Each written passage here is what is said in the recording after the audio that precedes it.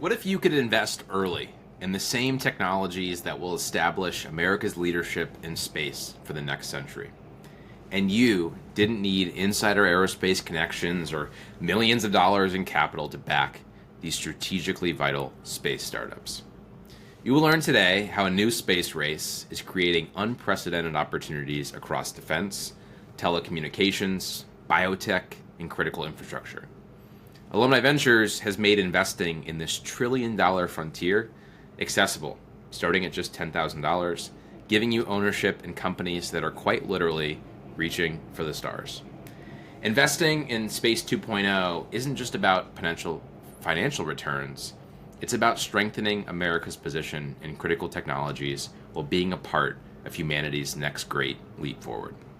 One that parallels historic wealth creation opportunities like railroads in the 1800s or the internet in the 1990s. Now, as we get started, I must pause and remind everyone we're speaking today about Alumni Ventures and our views of the associated investing landscape. This presentation is for informational purposes only. It is not an offer to buy or sell securities, which are only made pursuant to the formal offering documents for the fund. Hello, I am Drew Wandzilak. I am a senior associate here at Alumni Ventures. I've been with the firm for about 8 years now, a full-time investor for about 6 of those. Grew up in North Carolina. I'm now based here in our Chicago office. And I am a part of a lot of our strategic technology initiatives, so things that are pushing critical technologies and national security forward. Included in that is a lot of our space investing. And we'll talk a little bit more about our experience here throughout the presentation, but Alumni Ventures has been known and recognized as a top 10 aerospace and defense investor. So this is an area that we have experience in, and this is an area that we've been highly active in. Just to give you a little background on Alumni Ventures, we were founded in 2014 with this kind of explicit goal to offer individuals the opportunity to own smart, simple venture capital portfolios. We've introduced over 10,000 investors to venture capital for the first time, offering this well-diversified portfolio with a low minimum investment. We've raised over $1.4 billion from those 10,000 individual investors and have invested in over 1,500 portfolio companies, making us one of the most active venture firms globally and the largest domestically venture firm for individuals. Some of our accomplishments here, again, kind of where are we coming from to give a presentation and start a conversation like this? We're a leading venture firm for individuals. We're one of the largest and most engaged communities in entrepreneurship. And then we have a large investing team behind everything that we do. Part of our model is co-investing alongside experienced venture firms and sector experts. We sit exclusively as a co-investor. And so we build relationships with some of the brand name venture firms you've heard of and that you see on the screen here: Kleiner Perkins, Khosla, NEA, Andreessen Horowitz, Sequoia. So we are following them into opportunities in many different domains, and we'll talk about a few of them today that are in and related to the space economy. So if history has taught us anything, it's that the biggest opportunities lie right at the edge of what seems possible. And the companies that are shaping Space Race 2.0, as we're calling it, they're not just building businesses. They're truly building what we will see as history. Take Varda Space, a portfolio company, for example, pioneering in-space manufacturing. Well, why is that important? Because the physics of microgravity unlock high-value materials. Think pharmaceuticals, think fiber optics, things that have different properties, different relationships. They act in different ways in these microgravity environments than they do here on Earth. So, stuff that may seem like sci-fi isn't. It's supply chain at the orbital level. Or think of Axiom Space, which is constructing the first commercial space station. This is going to be a permanent foothold for humanity in low Earth orbit. Research, tourism, and even manufacturing like Varda. Axiom is truly planting the seed for an off-world economy. But as we go through this presentation, I hope what you pull from it is that investing in space isn't just about backing cool technology, and it is usually pretty cool technology. It's about enabling this future that we all want to live in. So why now? What is driving this space race 2.0, or even just space 2.0? The biggest barrier to space traditionally has been cost. Getting mass into orbit has traditionally been very expensive. And right now, we are obliterating those costs. Largely thanks to the reusability that's been a primary innovation of SpaceX, we have slashed launch costs by over 90%. The cost per kilogram in the space shuttle era to get something to low Earth orbit was $55,000 per kilogram. Today, under $2,000. And with the advancement of Starship, we think that number will go down to even below $1,500 per kilogram. So it costs us a lot less, and it's much easier to get any mass or payload into these orbits. And that has totally transformed how the industry operates. You add in, autonomous navigation, miniaturizing satellites that are 80% lighter. You're pulling in next-gen manufacturing capabilities, or even 3D printing entire spacecraft. Suddenly, the economics of the entire industry really makes sense for more than just government applications.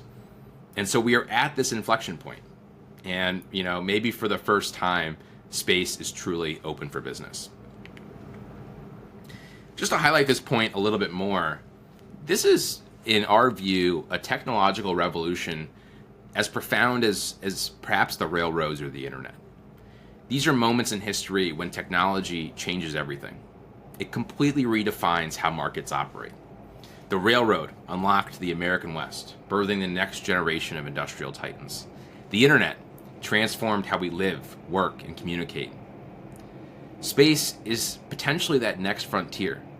And the first movers in these new technological revolutions don't just profit, they actually define what that future looks like. So let's just put a few more numbers here behind this. This is an industry now, because of that massive drop in launch costs, because of both private and public investment that we'll dive into in a little bit, that is projected to be about $1 trillion industry by 2040. There's new players here. It's, telecom, it's defense, it's biotech, it's critical infrastructure. Industries that already make up a lot of the foundation of modern civilization here on Earth, that are either seeing benefits or massive kind of step functions in efficiency or innovation that they can achieve when they do this orbitally or in deep space. The market. This is important. It's something that we've been alluding to over the last few slides. I just want to, again, kind of put in perspective where we are. And if I recorded this, a month later, it would be very different numbers. This is kind of how much activity is happening in this market. There are about 28,000 active satellites currently in orbit. That is 3 times more than there were in 2017. So in less than a decade, we have tripled the amount of objects that we have put up into space. Over $20 billion in private capital has been deployed into space startups every single year. And it's not just private capital, it's still those same government agencies and government programs that continue to get involved. NASA's $28 billion Artemis program is proof that nations are also betting on deep space exploration. We are truly witnessing this space investment supercycle, and those that recognize that trend, we feel, will be a part of building that backbone for this next $1 trillion economy. So why does this matter beyond the potential, financial returns or financial opportunity? It's because with the cost of getting to space going down and more opportunities opening up, space is no longer a luxury or a research-based environment. It is becoming truly a strategic necessity. GPS, global communications, military applications, our entire technological infrastructure, for most part, already depends on space-based assets. Think about how tied in GPS is to our everyday lives. And China and Russia and other adversaries are aggressively expanding their orbital presence. They're putting more and more satellites into orbit. They're thinking about what potential capabilities they could have in this new domain. And so the United States must continue to secure our dominance and protect ourselves against potential future threats. And so governments, not late to the party here. They are continuing to understand what their role is and what the national security imperative is. But what they're starting to figure out is the role of partnership with investors can play. As this becomes more than just exploration and there are financial opportunities, there is economic stability on the line, there is national security on the line, and there is global leadership on the line, we need partnership and collaboration between these governments and between private investors. I know when I talk about space, it's easy to think, wow, this is a very broad market, and there's a lot that could potentially happen here. And that's good. I hope you're feeling that energy come through. But I just wanted to provide some examples. When we talk about these areas as a national security imperative, when we talk about space dominance, when we say space race 2.0, what do we mean? What are some examples of this? Well, you have satellite mega constellations. Think Starlink, right? Where these companies or organizations are building constellations of satellites to create more connectivity, reliability, and have a truly kind of network approach. We're thinking about GPS. I touched on this on the last slide, but this is becoming critically important for many things that happen in our everyday lives. And so how do we build resiliency in those systems? How do we build redundancy? How do we modernize how GPS operates today? You have missile detection satellites, right? So maybe more squarely in how we think about defense and military applications, but the rise of hypersonic threats and missile systems. Recently we've heard the current administration talk about an Iron Dome for the U.S. Space and space-based assets will be a massive part of those objectives. And then we have one that maybe has been seen to be a little bit sci-fi up until recently, but actually thinking about the moon and lunar resources as strategic, and the moon being this kind of lunar gateway station that is extending American influence beyond Earth, but also as a crucial piece of further deep space exploration and even mining and resource exploitation. And then finally, this is something that maybe has been a little bit tongue-in-cheek, over the past few decades here, but space debris tracking. We're putting more stuff into space, and the things that we put into space don't last forever. We occasionally have to move or deorbit or decommission assets. We've seen, conversations around the decommissioning of the ISS, and even just the natural activities of space-based objects creates debris. And the environment of space and in orbit is much different than the environment here on Earth. The speed that these objects and this debris is moving at can create serious problems and create serious damage to other assets. So as we put more up into space, this is becoming a greater concern. And whether this is literally space debris, trash removal, but at the very least, it is understanding and being able to respond to situations where debris could have an impact on existing assets. I'm going to continue to reiterate, the national security imperative here. I truly believe that the battlefield of the future is happening above us. The U.S. military is moving fast to secure space-based defense systems.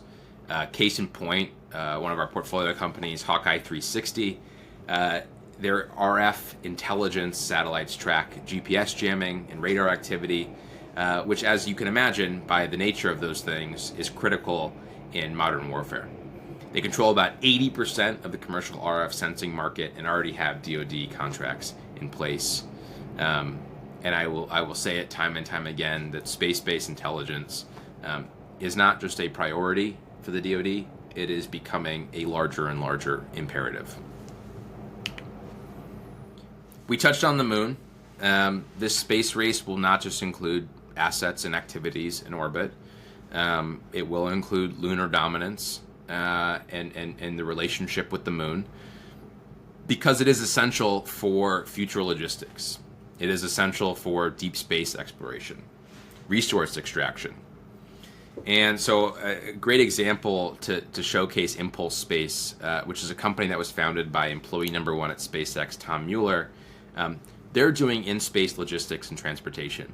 So making it cheaper and faster to move your satellite or your payload within an orbit or between orbits. And so we use this analog of the railroads. This is a great example of laying down the tracks that will open up entirely new markets. And so when we think about getting to the moon and building, a super highway of sorts to get potentially people, but at least payloads and cargo between these two areas, we're going to need repeatable, we're going to need cheap and efficient and fast forms of transportation. And so Impulse is doing that. We co-invested alongside Founders Fund and Lux Capital, and they're actually working closely with NASA and the DoD on a number of capabilities, including those for future lunar bases. History repeats itself. I don't know what to say. It's like just like those First Nations that controlled the seas, dominated global trade. The first that establishes these lunar supply chains will shape that next century of space opportunity. I alluded to this right at the beginning. Microgravity biotech, medical research, healthcare. What if I told you that the next revolution in biotech and pharmaceuticals isn't going to happen on a lab here on Earth, but in orbit?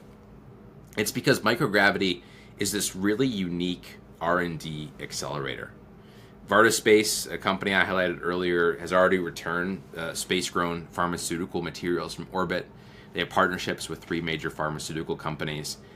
And we're seeing in-space manufacturing unlocking, potentially new drugs, changing how we think about tissue engineering, organ regeneration. The environment is so unique and so different that we can explore new opportunities in science research. And, again, a reminder, this is not moonshot sci-fi. I watched too much Star Trek last night. This is stuff that is happening today. And then I want to touch on, the commercialization of space and remind that, private industry isn't just a participant here and thinking about ways that they can insert themselves into these new markets, but it's private industry that's actually leading these markets. And I think that's perhaps one of the biggest signals when we think about, the space of yesterday and the space of tomorrow, is where the imperative, where the capital and where the focus is coming from. And this has moved from a domain of government-backed science and exploration to one of, private industry-led economic opportunity. And so what are some areas that we're seeing that maybe have really strong economic opportunity in the near term and in the long term? Starting in the long term, we've looked at opportunities in asteroid mining.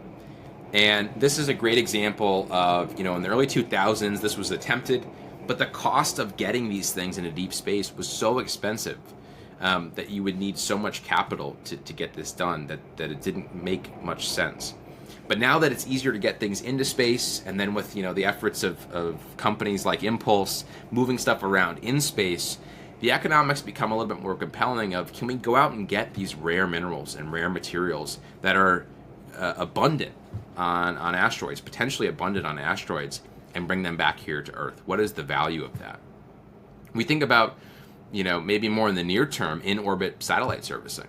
Most satellites are operating, for about 5 years. And so do we refuel those? Do we service those? Do we decommission those? Are we repositioning them? Thinking about national security and defense applications. If you have a communications satellite and you need to respond to a blip in the network, you might need to move that satellite. And so there's becoming kind of this tremendous opportunity in the servicing of satellites in orbit. And then finally, what what I'm going to say, space tourism has seemed like this crazy, this sci-fi world of I'm going to go spend a week in space. But as it becomes cheaper and safer to move things around, we cannot ignore the potential and the demand for space-based tourism. Whether that's you're kind of scraping up into near space very quickly, or you're spending prolonged periods of time in orbit or even in other terrestrial bodies like the moon. This is the big question, and the question that we ask of pretty much every company that we talk to is, why now? Right? What about this moment in time has led to the excitement that I hope you've seen I've had about this opportunity? And it's truly because this is a $1 trillion industry that is unfolding before our very eyes. And we've seen a lot of great developments over the last few decades, but we are still in the early stages. And this is an industry that is going to support critical infrastructure, defense, biotech breakthroughs, tourism, communications, you name it. The massive industries here on Earth will be changed for the better, or at least impacted by what we are able to do in the space economy. And like I said, this is still in the early stage. The upside here is still massive. It's becoming a strategic imperative as I've carried through the presentation. And what that means is there's some really powerful tailwinds outside of the private capital markets from the government side. We think about space as a strategic asset now. It is not a nice to have. It is not there are potentially good businesses here. It's we need to have a presence in space for defense purposes, for communications purposes, manufacturing purposes. And so the people that are around the table now and are backing these companies have a really unique advantage to be a part of that. The sky is no longer the limit here. It is the launch pad for what's to come. So I'll kind of leave the meat of the presentation here with the real question isn't why invest in space. The real question is, can you afford to miss it?